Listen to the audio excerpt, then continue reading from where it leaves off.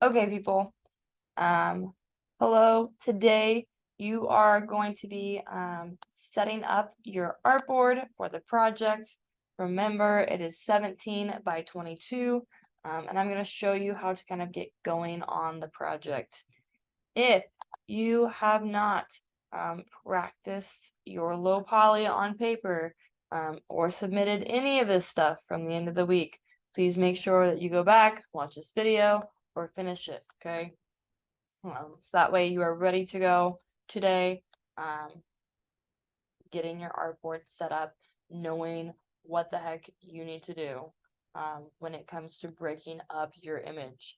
If you get onto Illustrator and you did not watch this, you're not going to know how to break up your image to get going on the project, okay? So please, please, please make sure you check all that out. If you're ready to rumble, we need to open up Illustrator. You can search it right down here. I'm going to go ahead and double check to make sure it's updated. I'm opening up my Creative Cloud here. It's taking a really nice long time to load. Whoops, that's not what I wanted. Okay, for the sake of this, it loaded my, oh, here we go.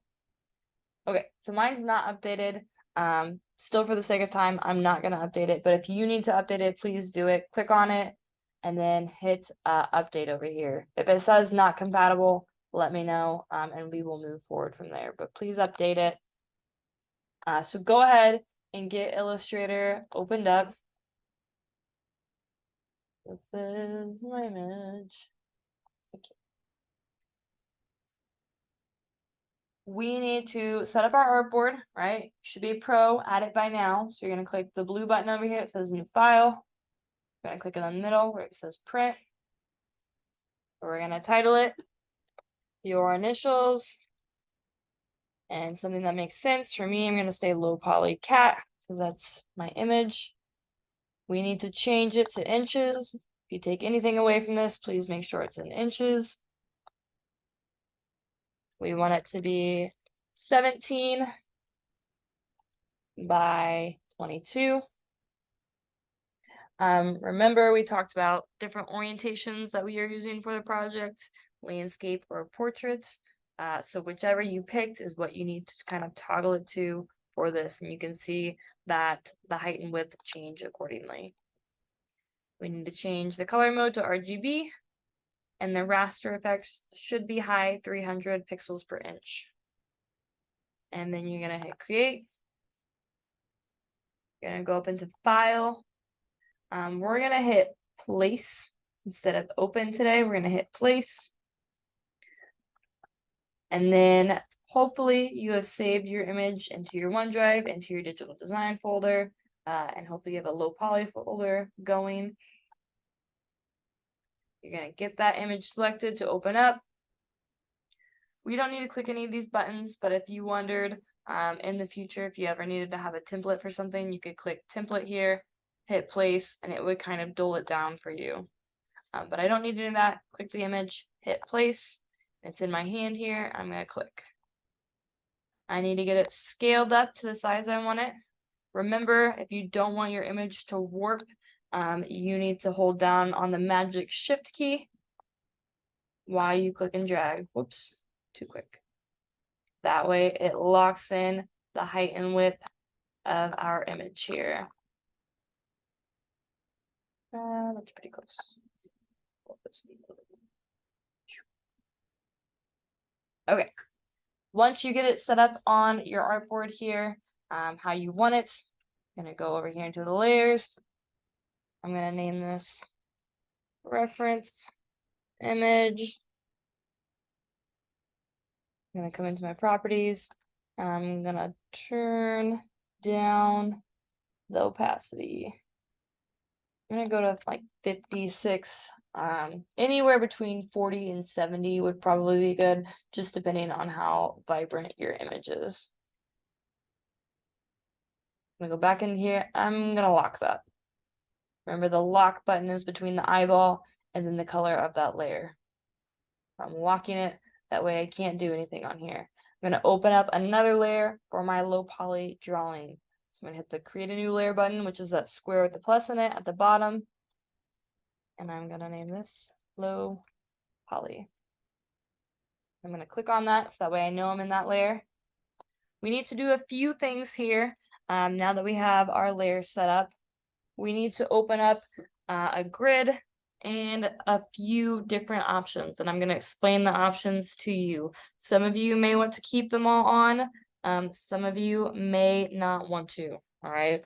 You know your skill level, and you know how annoying it is with paths not lining up to create shapes from the previous project. So keep that in mind as we go over the options. What you need to do here is we're going to go into view, and we're going to go down to the bottom. If you can't see these options, there should be like a little black arrow where you can toggle down to see the rest of these options. We want snap to point to be on. So go ahead and click there if there's not a blue check. If there's a blue check, you're already good. We want show grid to be on. We want snap to grid to be on. Oops. So you should have snap to grid, snap to point. Now this should say hide grid because we have the grid up on the screen. If your grid is not in front of your image here, don't panic, okay?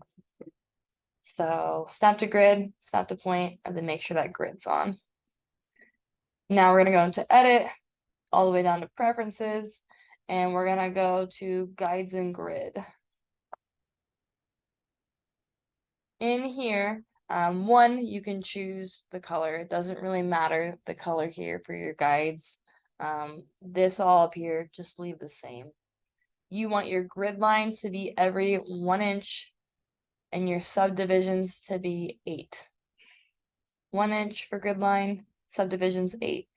If you can't see your grid, it's probably because this is checked, where you're saying, yes, I want my grid in the back behind my artboard. We don't want it that way, so make sure that is unchecked, and it will bring your grid to the front on top of your artboard here. So 1 inch, 8, uncheck, hit OK.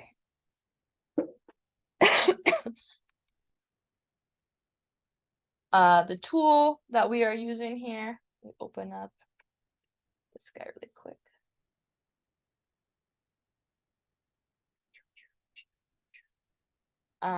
We opened up our artboard. Quick instructions here. More quick instructions about setting that up. Tool that we are using to set up our low poly triangles is the pin tool, right? We just turned on show grid, snap to grid. You'll need to have the pathfinder on later. Okay.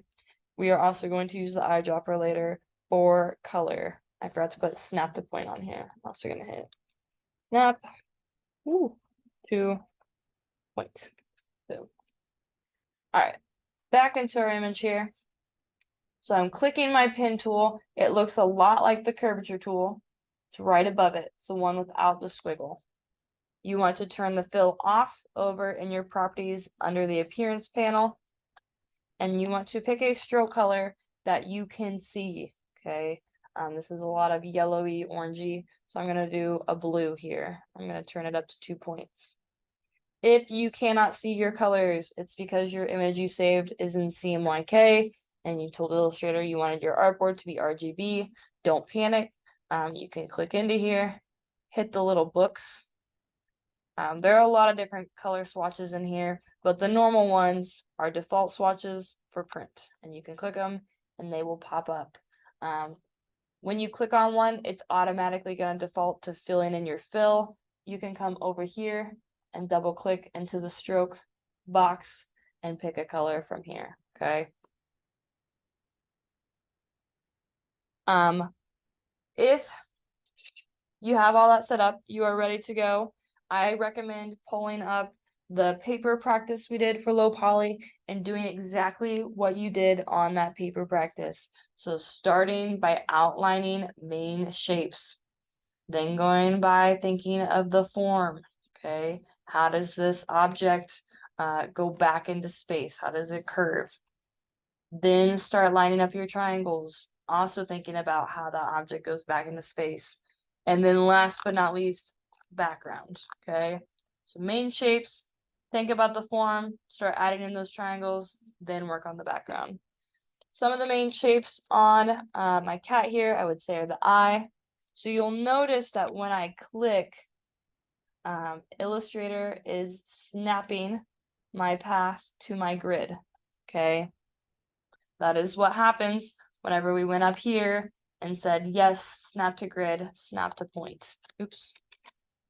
This is a good thing to have on. Filter back on. Go away. This is a good thing to have on if you feel like in the last project you had a hard time having paths connect. You felt like you had to go back and look for where those paths weren't crossing, something wasn't connected accurately, okay? Because this ensures that you have to go to part of the grid. The annoying thing about this is that it doesn't give you a lot of freedom to change or follow anything outside of that grid. So I can't bring this down really. I have to snap to the corners of my grid.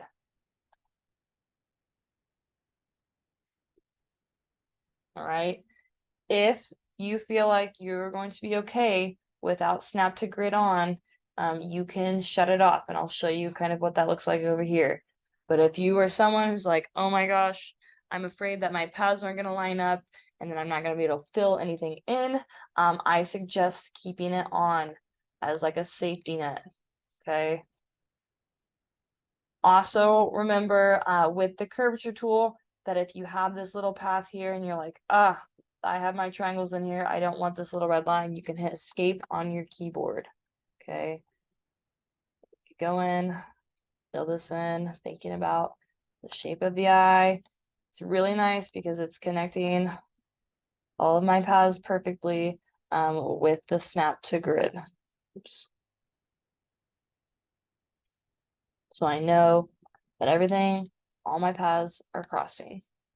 But it does kind of ruin a little bit of that accuracy. So if I go back into view and shut off snap to grid, boom, it doesn't allow me or it doesn't make me snap to the grid anymore. Okay, you can already see though that it gets a little bit annoying. I didn't click right on the original path the first time. If you turn off snap to grid, it is on you later on when we get ready to color in. If your paths are not overlapping or your anchor points do not touch, that is on you, and it will be work on you later. If you are confident that, yes, I know that I am hitting the path here, then you can do that, okay? So let me show you what it looks like a little bit without having snap to grid on. It's giving me a little bit more freedom here. Go back over this eye, back over my pen tool. So I can kind of follow this form a little bit better for the eyeball. Heading back to that original path. Go in.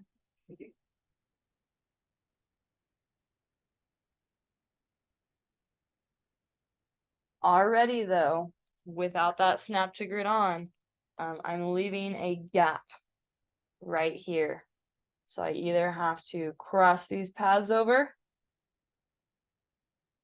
I'm gonna do that, or I need to make another shape in here.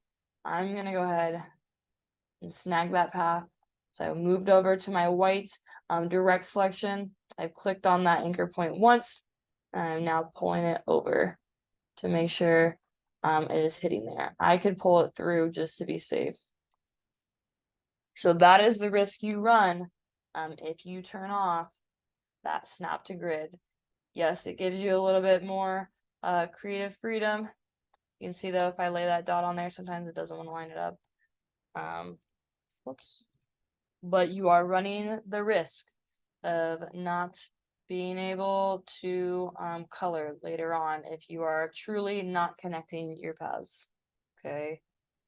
That is on you. And you need to decide your skill level and how frustrated maybe you were during the last project.